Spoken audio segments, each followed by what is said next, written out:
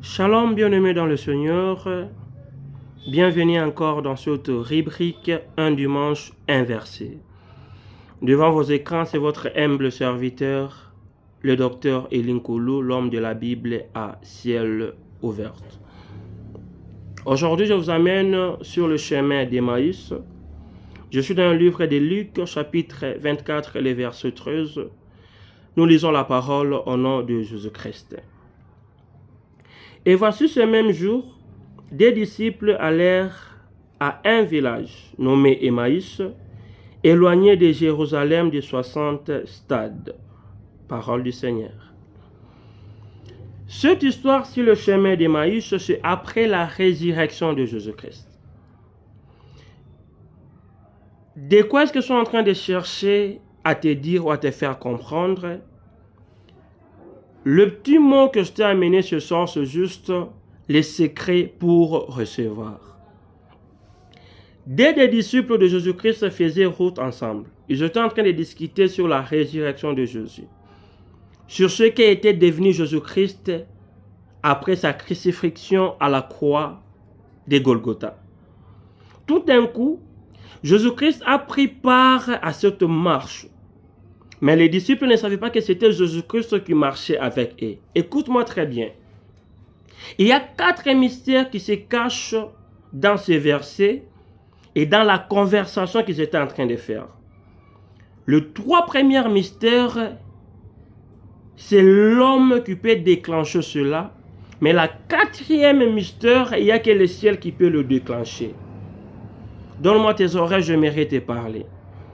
Ils faisaient route ensemble et ils discutaient. Les 2 disciples et Jésus-Christ y compris. Écoute-moi très bien. Je suis en train de chercher à te dire qu'est-ce qu'il faut faire pour recevoir. Je suis en train de parler du secret pour recevoir.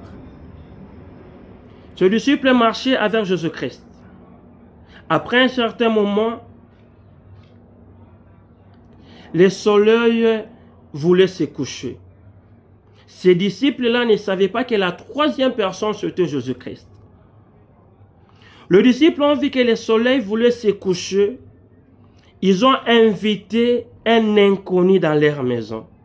Le premier mystère. Inviter quelqu'un dans sa maison. Wow.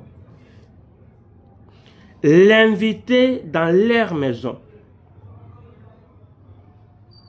Et le 2e mystère, c'est appeler la personne à table. Et le 3e mystère, c'est lui donner quelque chose. Disons, lui donner à manger. Ils ont invité Jésus-Christ dans leur maison, sans pour autant savoir que c'était Jésus-Christ. Écoute-moi très bien. Qui est celui que tu es en train d'inviter dans ta maison? Qui est celui que tu es en train d'inviter dans tes projets, dans tes problèmes, dans ta famille?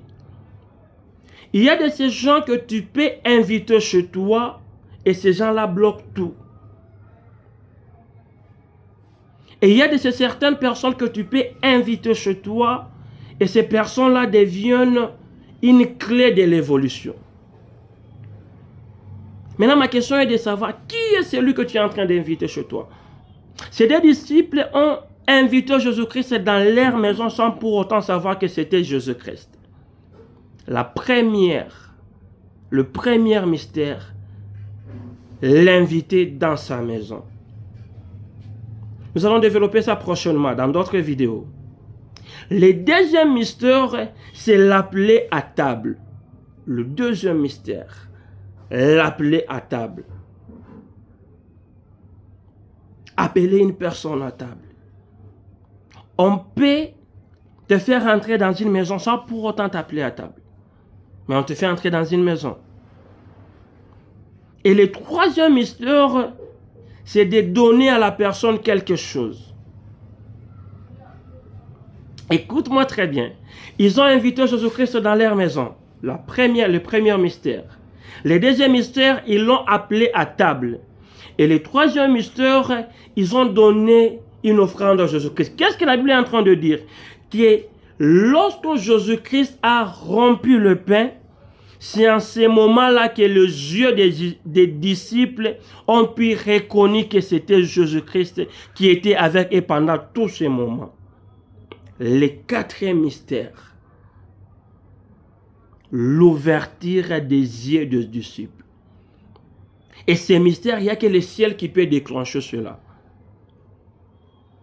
Ainsi, j'aimerais dire à une personne ceci, que le secret pour recevoir ces données, lorsque ces deux disciples ont donné à Jésus-Christ quelque chose, directement leurs yeux spirituels est resté ouverts et ils ont reconnu que c'était Jésus-Christ qui était avec eux. Chose difficile aujourd'hui. La majorité des hommes de Dieu veulent le recevoir sans pour autant donner. Alors que lui-même qui a créé les cieux et la terre a été la première personne à donner. Pour nos vies, il a donné son Fils unique pour que toi et moi nous soyons sauvés. Il n'y a pas de vie sans sacrifice, bien-aimé dans le Seigneur. Il n'y a pas de vie sans sacrifice. Tu ne peux rien recevoir si tu ne te donnes pas. Tu ne peux rien recevoir si tu n'es pas une personne qui sait faire des sacrifices. Ces deux personnes ont invité Jésus-Christ dans leur maison. Ils l'ont appelé à table et après ils lui ont donné quelque chose. Ce n'est que le moment où ils ont donné la chose à Jésus-Christ, c'est en ce moment-là que la quatrième mystère s'est déclenché. Et Jésus-Christ leur a aussi donné quelque chose en retour. Donc ce soir, je suis venu juste te dire ceci, que les secrets pour recevoir ces données.